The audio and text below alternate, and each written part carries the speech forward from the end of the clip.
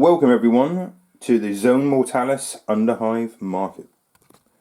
So, in this unboxing, we'll go through the contents. So, I bet you all thought that was my layout, didn't you? That was amazing. Well, hopefully one day. Hopefully one day. I'm still relatively new into Necromunda. I've done a few unboxing videos so far. I've done a few conversion bits so far. And I have finally painted up my Goliath gang, which I'm pretty happy about. I've named them all after the Marines in the Aliens film. Mainly because I just want Vasquez, who is the female Forgeborn with the arc welder, to shout out, "Let's rock." Let's rock! So in this Underhive marketplace box, what do we get?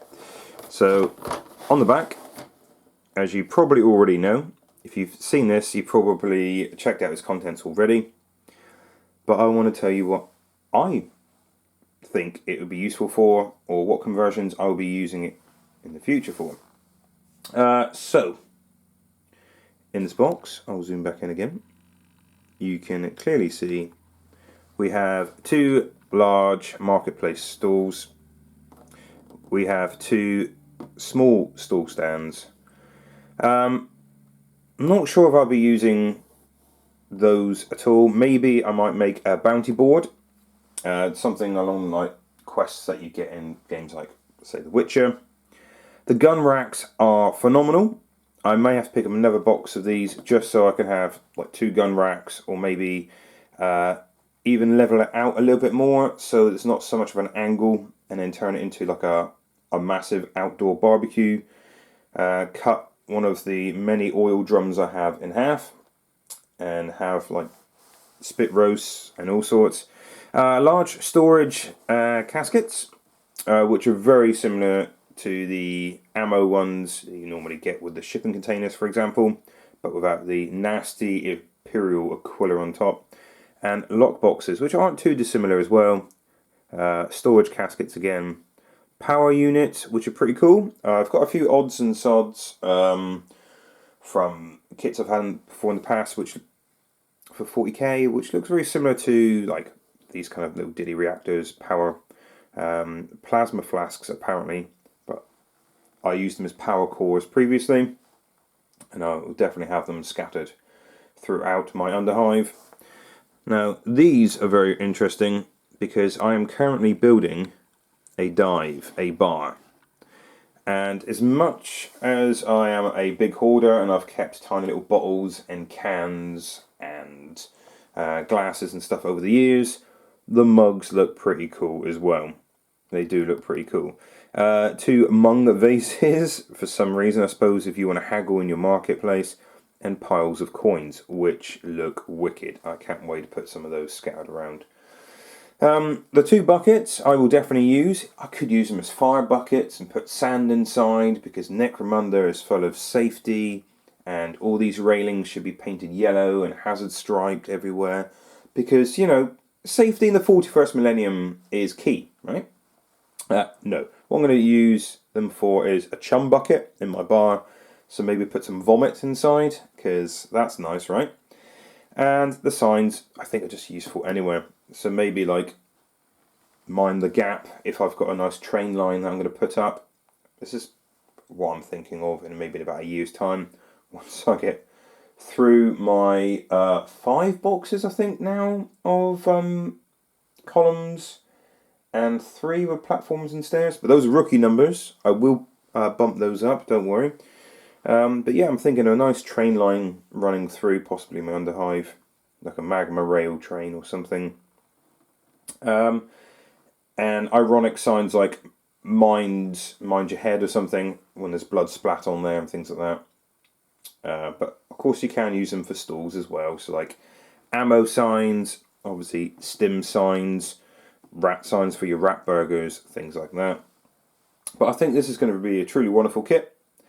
I'm hoping to use the large marketplace stall, which is the top one. Zoom out again. This one here. to put outside of my bar. So hopefully it's approximately the right size of a shipping container. But let's get into it. I'll open up the box and I'll start measuring some stuff up and tell you what I'm going to do with it. Okay, so inside the box, both sprues are exactly the same, so there's no point in showing you everything twice. And like I said, I want to measure the tarp for the outside of my bar. So I've got my old Steely ruler, my trusty ruler I've had for years, and a shipping container is about 12 centimeters long. So 12 centimeters long, so that will definitely fit on the front with a bit of space either side, and that's fine by me.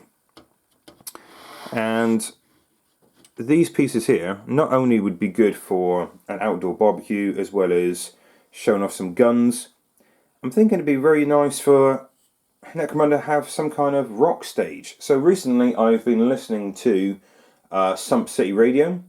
Those guys are amazing. If you haven't checked them out already, please do. I know I'm a few years behind the times because I've only just got into Necromunda in the past 6 months, let's say. But I started from the beginning and I'm about, I think it's about 2020 at the moment, so I'm about 3 years behind. But they've got a Hive concert called Hive Aid, and all I can imagine now is seeing these barriers around a stage, very much like a rock concert I may have been to. So a little bit tongue-in-cheek, Hive Aid, get a few of these around a stage, and it would be pretty cool. So my boards that I'm building at the moment are very modular, so I'm trying not to stick too much together so I can change it up every time. Now I know with the Zone Mortalis tiles, they are a foot by a foot, and if you stick all your terrain on there, let's say it's a foot high, it does take up a lot of space. So that's why I want to have it fairly modular, so then it takes up less space, but yes, it does take up more setting up. So if you glue a whole tile together, yes, you can turn it in increments of 90 degrees until you line up with another piece of terrain until it matches up your gantries and your walkways, and that's great. But for me personally, I want to play loads and loads and loads of these games, and I want it completely different every time. So I might glue a few of the tiles together, but at the moment I've got 4 boxes of tiles and I haven't glued anything to the tiles. All of my columns are built up, so all of my games so far are completely different. So if I wanted to make a Hive Aid concert, I could do it for, I don't know, a couple of games and then swap out again. If I wanted to make a Christmas themed board or a Halloween themed board, obviously you don't want to keep it like that all year round. So yeah, Christmas in the Hive, that would be a bit odd, but still.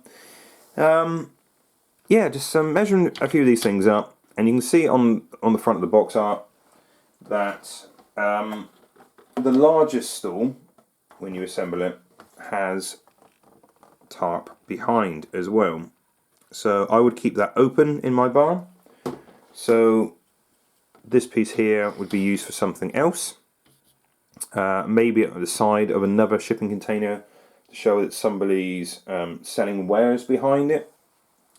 Or maybe at the end of a container. So when you look at shipping containers, and you can see, so this is a bar I'm starting to build at the moment. Rather than having a doorway there, you might want to have a leathery flap, I guess you would call it. A leathery entrance. That sounds a bit wrong, do apologise. Where people could just step through rather than it looks like it's closed all the time. More like a tent kind of entrance, I guess. So, like that piece there. But yeah, these are fantastic, really are. I do like the tiny little weapons that you get that you can stick to your weapons rack. So you've got some kind of long rifle there that looks like a nomad rifle of some kind, possibly.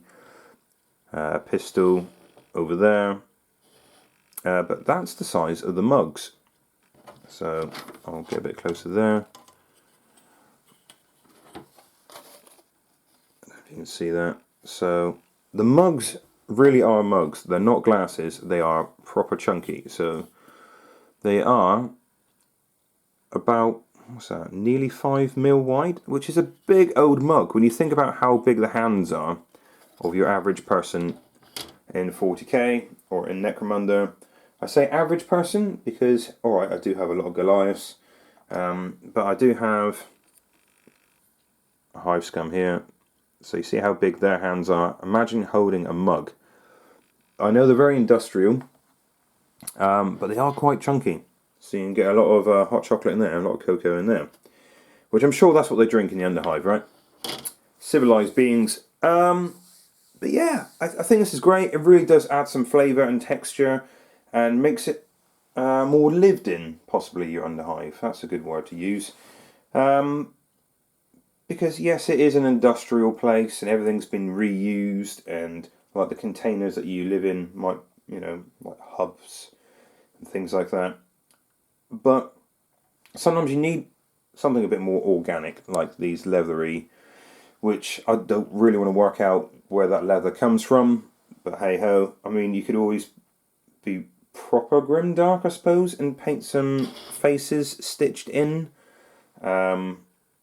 Or you can make it so it looks like you've still got the face of the animal, like a pig or a cow on there, which is really, really, really dark, I know.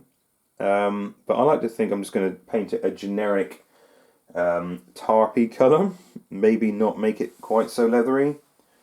But this is the thing about Necromunda, you make it what you want it to be. If you want to make your Necromunda Underhive green, luscious and overgrown, like in The Last of Us, that kind of, like, I Am Legend, fantastic film, in my opinion.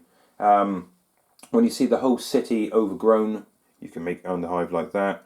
You can have a waterlogged Underhive, you can have one incredibly rusty, which most people do, but make your Underhive the way you want it to be. So add these tarps so that it looks a bit more lived in rather than some industrial area that you're fighting across. The possibilities are endless, and that's exactly why I love Necromunda. And you guys out there as well, it's a fantastic community. If you're just thinking about getting into Necromunda and you're late like I am, I've heard of Necromunda for years, because I've been playing 40k for nearly 20 years. I've never picked it up until recently and instantly got bitten by it. Yes, I'm a massive terrain enthusiast, and that is a big deal for me. Like Necromunda,